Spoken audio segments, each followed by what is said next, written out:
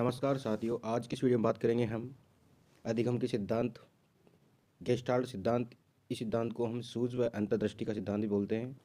इसका एक और नाम निकल के आता है पूर्णाकार का सिद्धांत। यह सिद्धांत जर्मनी गेस्टाल्ट जर्मन भाषा का एक शब्द है जिसका अर्थ होता है पूर्णाकार या समग्राकृति। एक जर्मनी में 1912 में गेस्टाल्ट संप्रदाय का उदय हुआ था। इस संप्रदाय से संबंधित व्यक्ति मैक्स वर्दिमर, कोहलर, कोप्पा, कूट-लेविन और ये सभी गेस्टाल्टवादी कहलाए। इन्होंने जो सिद्धांत दिया था, इस सिद्धांत का नाम है गेस्टाल्ट सिद्धांत। इन्होंने जो सिद्धांत दिया था, इस सिद्धांत का नाम है गेस्टाल्ट सिद्धांत। कोहलर ने 1913 से 1918 के बीच कैंट्री द्वीप पर सुल्तान नामक चिंपांजी पर प्रयोग किए। यानी कि जो गेस्टाल्ट सिद्धांत है, इसमें जो प्रयोग किया गया था वो सुल्तान नामक चिंपांजी पर प्रयोग किया गया था। प्रयोग में चिंपैंजी था, जिसको सुल्तान बोलते थे, कमरे में बंद कर दिया। छत पर लटके केले को सूझबूझ का प्रयोग करके बॉक्स पर चढ़कर केले को प्राप्त करता है। यानी कि जो सुल्तान है उसको, सुल्तान नामक चिंपांजी को कमरे में बंद कर दिया, कमरे में एक टेबल रख दी और छत पर केले लटका दिए। जब सुल्तान सूझबूझ से टेबल पर चढ़ता और वहाँ से जंप लगा कर केले प्राप्त कर लेता, यही सिद्धांत गेस्टाल्ट सिद्धांत कहलाता है। इस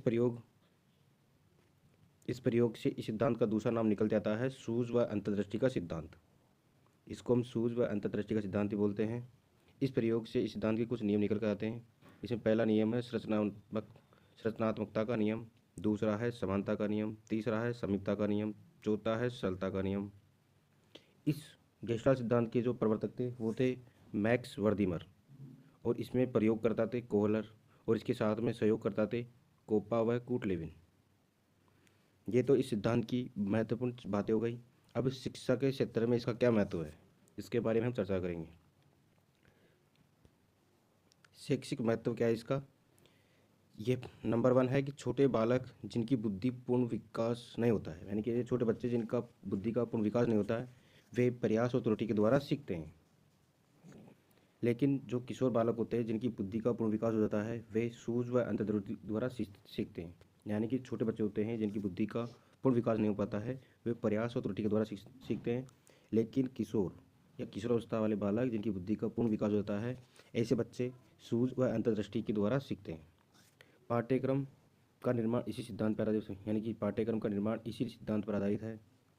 इस सिद्धांत में सबसे इम्पोर्टेंट चीज़ है कि इसने एक शिक्षण सूत्र दिया था जिसका नाम है पूर्ण से अंश की ओर। एक शिक्षण सूत्र दिया था जिसका नाम है पूर्ण से अंश की ओर। एक अध्यापक को चाहिए कि बालकों को समस्या का पूरा ज्ञान करावें। यदि समस्या के प्रति ज्ञान अपूर्ण हो तो अंतर्दृष्टि विकसित नहीं हो सकती। यानी कोई भी समस्या है उसका पूरा ज्ञान होना चाहिए। अगर समस्या के प्रति ज्ञान आधा है तो अंतर्दृष्टि विकसित नहीं होती।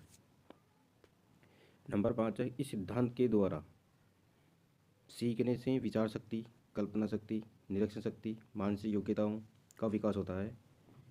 इस सिद्धांत में विज्ञान, गणित, व्याकरण जैसे कठिन विषयों को सिखाने के लिए ये सिद्धांत विषय उपयोग है।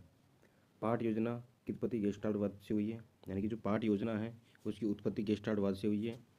अनुसंधान, समस्या समाधान के क्षेत्र में इस सिद्धांत का विशेष उपयोगिता है। ये सिद्धांत यांत्रिक तरीके से सीखने का खंडन करता है, जबकि ये तार्किक तरीके से सीखने का बल देता है। यानी कि सिद्धांत में तार्किक तरीके पर सीखने पर विशेष बल दिया गया है। ये सिद्धांत गेस्टाल्टवादियों